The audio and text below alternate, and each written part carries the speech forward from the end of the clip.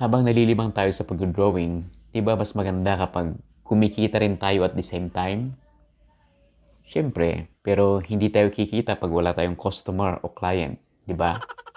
Kaya sa video to, isi-share ko yung ginagawa kong strategy para makakuha ng client. Alam nyo sa mga art groups, marami ako nakikita na ang gagaling ng mga artist, ang kuhusay, mamaw kung tawagin. Kaya lang, hindi lahat ng mamaw ay palaging kumikita. Kasi yun nga, medyo mahirap maghanap ng client. Hindi ako kasing mamaw nila, pero kahit papano kumikita tayo dito. Kasi nakakahanap tayo ng mga client. Sa katunayan, sa ngayon, merong mga 30 plus na katao ang nakahilera na ginagawa ko ng portrait. Charcoal portrait ang ginagawa ko ngayon. Kaya kung sa tingin mo, sapat ang iyong talento para mag-commission, para sa iyo ang video na to. Sundan mo lang at isi-share ko ang mga ginagawa ko na strategy para makakuha ng client. Let's go. Okay, ang unang gagawin ay mag-drawing ka ng mukha. Kahit anong mukha, pwedeng yung mukha mo, kapatid mo, kaibigan mo, celebrity, bahala na, basta mag-drawing ka. Tapos habang hindi mo pa natatapos, nasa work in progress pa lang siya. Tulad nito. Ayan, halimbawa ganyan. Habang ganyan pa lang siya, gamitin mo ang social media, i-post mo yan sa Facebook mo. Yan, tapos lagyan mo ng caption, portrait in progress. Parang ganon. So, ang point dun is, ipapabatid mo sa kanila na ikaw ang may gawa niyan, na kaya mong mag-drawing. Pwedeng magpagawa sila sa'yo ng portrait. Tapos makikita mo na may mga komento, tapos mababasa mo na yung mga iba't ibang comment. Yung iba, magkaka-interest sila, tatanungin ka, kaya mo pala mag-drawing? Magkano pag halimbawa nagpagawa ko ng ganyan? Ayan. So, pag ganon, may client ka na. Yung iba, bibiruin ka lang, pero may mga seryoso din naman. Tingnan natin yung gawa ko para makita natin yung sample ng ginagawa ko. So, punta tayo sa Facebook ko. Ito yung pinost ko habang work in progress pa lang siya. Tapos nilagyan ko ng caption. Ayan. WIP, work in progress.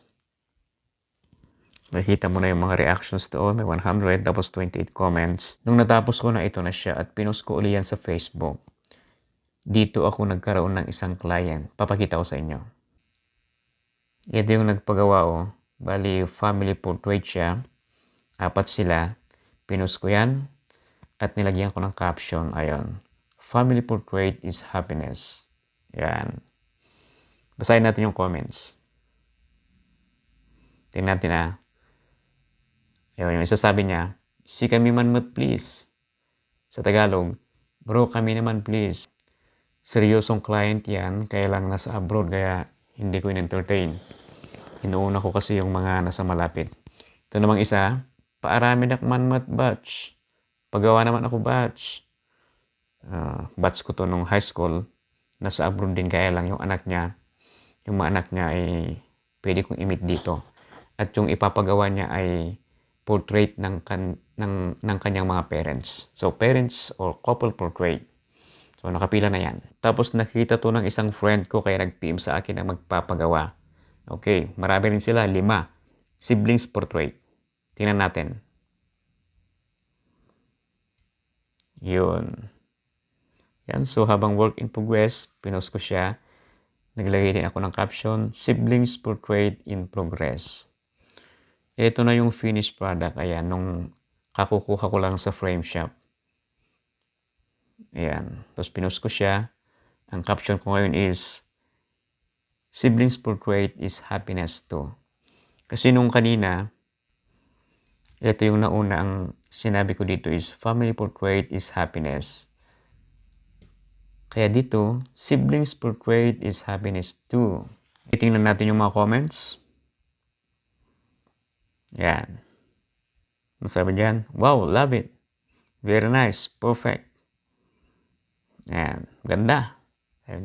So yung mga comments na yan, makakatulong dun sa mga makakabasa para mas maniniwala silang maganda talaga yung gawa mo.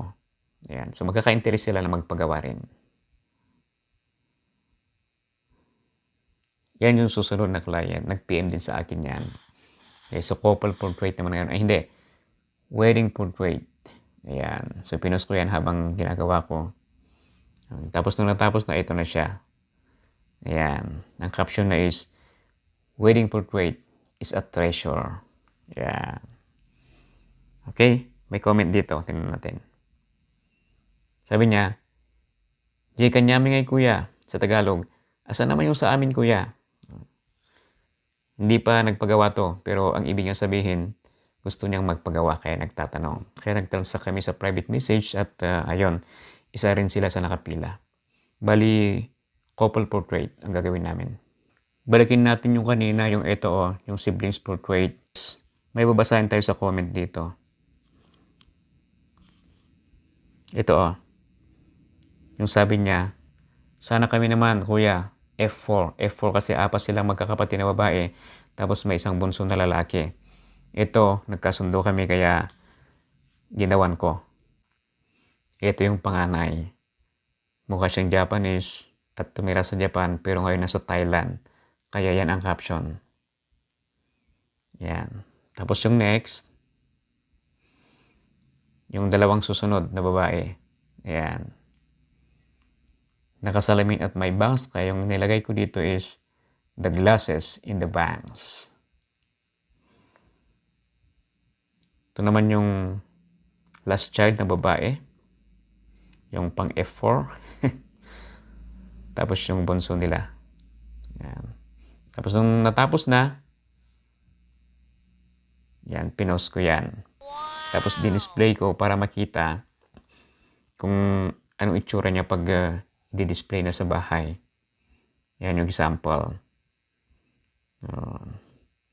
So yung caption natin, a portrait makes the difference. Siblings portrait done. Yan. So, ganun lang yon. Tapos may magko-comment, kung mag-PPM, gusto rin nilang magpagawa kasi na-impress sila. Gusto nilang, o kaya medyo nainggit sila. So, gusto nilang magkaroon ng portrait, solo, couple, family, siblings, ganun. Kaya tuloy-tuloy yan. Okay, eto. Isang ginawa ko. Family din to, mas marami pa sila, 6 sila. Tapos ito yung tatay. Kung napansin nyo, nag-i-improve yung quality ng ating drawing, di ba? Habang nag-drawing kasi tayo, mag-i-improve at mag-i-improve yan. So, proud na magsabing hyperrealism. Ito na nung natapos. Okay. A family portrait unites. Kasi hiwa-hiwalay yung tirahan na ng mga anak nila, nag-asawa na, nagkapamilya. Pero nabuo sila sa pamamagitan ng family portrait. Kaya it unites. Ito yung latest na ginawa ko. Yan. Kid portrait. Yan, magkakapatid sila. Bali 3 sila. Yung tatay nila nag-PM sa akin gustong magpagawa kasi nakita yung mga post ko. Yan, so inuna yung mga anak, and then pagkatapos nito, family portrait ang susunod. So 5 sila.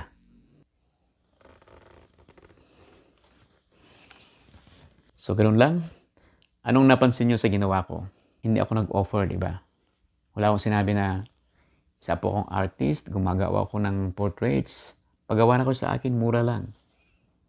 Parang hindi effective pa ganon. Pag may ginagawa ko, ipopost ko yan. Pag may makakita, magpapagawa, mag-PPM. Ipost ko uli, may magpapagawa uli. Ay parang nagiging chain reaction ang resulta. Kaya sarap magkaroon ng mga clients. Subukan mo rin, malay mo, baka effective din sa'yo. Para lahat sana tayo ay kahit papano, kahit paunti-unti, at least kumikita tayo. Hindi nasasayang ang talent natin. Okay, hanggang dito na lang at please huwag kalimutang pindutin yung red subscribe button. Salamat!